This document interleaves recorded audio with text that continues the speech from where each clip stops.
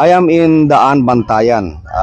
This is the northernmost town of the island of Cebu. Pero up north, nandun pa yung Bantayan Island. I never thought I'd reach this far. Pero ngayong araw, inabot ko to sapagkat ito yung part ng ating effort na makapag-establish ng isang food security program. And I think Daan, Bantayan is a good example. Why?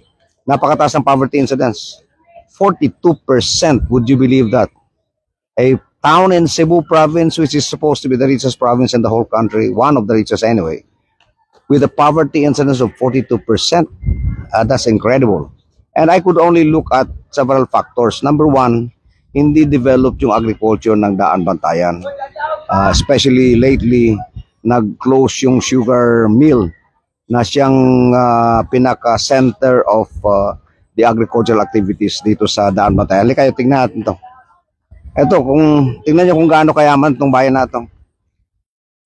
Natural resources. Ito yung kanyang karagatan. Makikita nyo. Wala ka makikitang mga fish cages.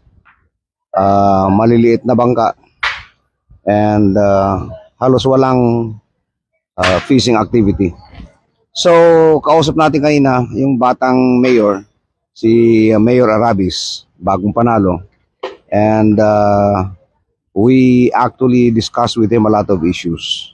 And he's very excited at the prospect of being included in the food security program of Governor Pambaric IV of Cebu.